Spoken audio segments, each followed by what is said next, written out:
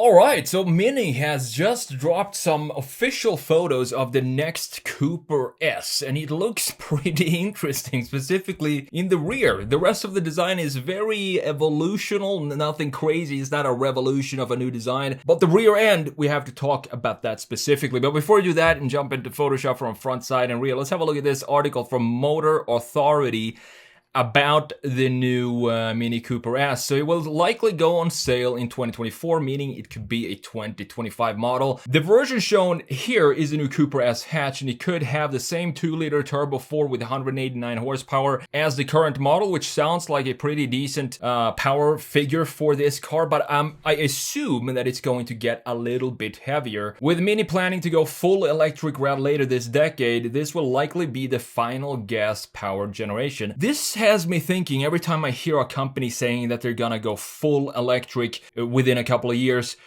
I wonder if are they ever going to go back to some alternative power source, or are they gonna stick? Is it gonna be just electric minis from now on, or for example, when this synthetic fuel comes in, are they gonna consider going back to that? Because I feel like they're 100% intent of going full electric and having the blinders on and not really looking for alternatives. At least that's how I feel when companies are this dedicated to the full electric model. And then the company in 2020 said that it's working on an electric John Cooper Works model.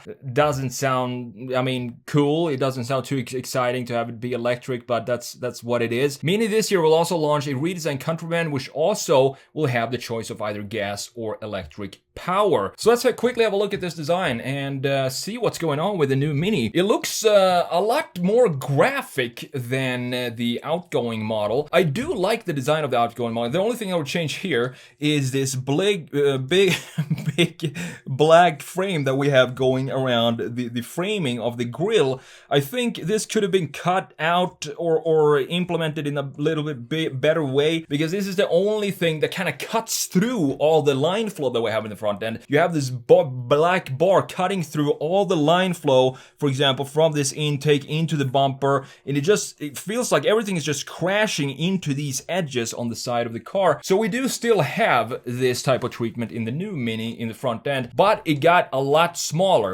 and we also don't have a lot of lines. This feels like it's the trend right now to just smooth everything out. Don't have any sharp lines in the body, for example, here, or intakes in the side like we have in the old one or in the current one right here. I think these kind of add a little bit of personality to the design. If you're gonna just smooth everything out, you're gonna be left with zero personality in the cars, and I'm not sure if that's the route that I would like to see the automotive industry go. But here we are. We do have one sharp line, or two sharp lines in this case, in the hood, which adds some sort of features to talk about in this design. We still have the rounded headlights, which I think looks pretty nice, with a nice round LED, circular, very Mini-like, and I think that looks good. In the front end, we still have this black bar that we had, or trim piece that we have in the current generation, but now it's a lot thinner, as you can see. And this front end to me feels a lot more angled towards EV because of all the smoothness in the front end and lack of openings and sharp lines in the front, but it still definitely looks like a Mini. I mean, there is no mistaking when you see this, it can only be a Mini. So the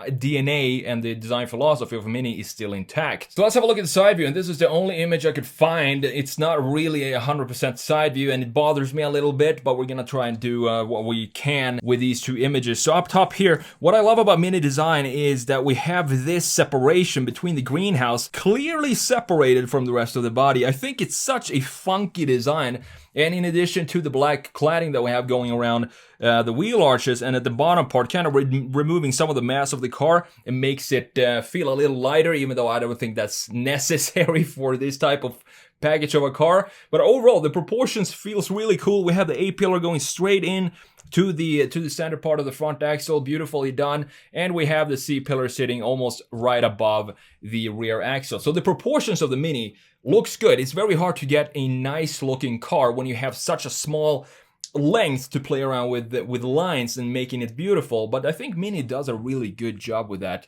And the same goes for the new one. I mean, look at this. There's barely any difference in the greenhouse. From what I can tell, it looks almost identical. We have the same pillar right there in the middle. We almost have the same kind of feeling in the rear end with this little roof spoiler up top. We have a white roof on this one. You can get this one as a white roof as well. And the current Mini actually didn't have a lot of lines in the body. It's very, smooth and fluid in the side of a Mini, which I think suits the overall brand. We do have something going on here though, which is a cut. I think this is where you put the what type of model it is on the car. For example, Cooper S, it has an S in this little section here. That section is completely lacking, so they removed the only sharp crease or line in the side. They removed that for the new Mini. Not sure if that's good or bad. I mean, it's gonna make for a clean design, but again, how much do you want to strip down the identity of a car? We do have the proportions here, thankfully, that are very much intact and recognizable as a Mini. So let's have a look at the biggest change of the new Mini, which is obviously this tail that we have, specifically the taillights. I was always a huge fan of these Union Jack style taillights with the British flag symbolized in the LEDs. It looks so cool and so unique. One of my favorite features. I also like the size of it. The size of the taillights of the Cooper S right here, they're pretty big, and what that does, it shrinks everything else around it. So if you have big taillights on a small package like this, it's gonna make the Mini Cooper feel even smaller than what it is, because in relation to the taillight, it looks like an even smaller car. I also love the integration of this diffuser in the back with the two dual pipes right there in the middle. It's a clean design. It's a funky design, a fun design, a design where you think that the designers really had fun sketching this up and putting this into production, and had some fun even with the graphic designers, can get some playtime with the LEDs in the rear end. So looking at the new one, this is also one of these trends that I feel is going on right now, is to add, instead of we've had these LED bars for a while now in both front and rear of cars. I think manufacturers trying to figure out what can we do next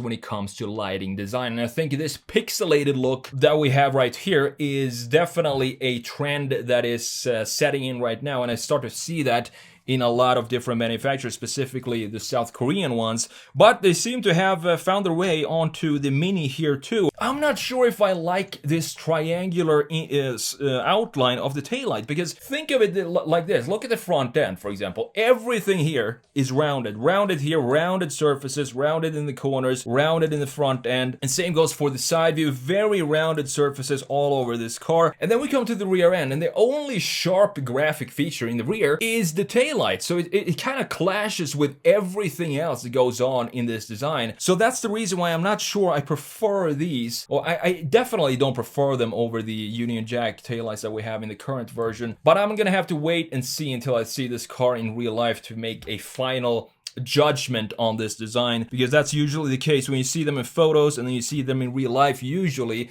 it's a completely different vibe or energy you get from the cars when you see them in real life. But from what I'm looking at here, it looks like this feature could maybe have been designed in a smoother way, just add some curvature to it, maybe something like this, and it would have been more in line with the rest of the graphic in the rest of the car.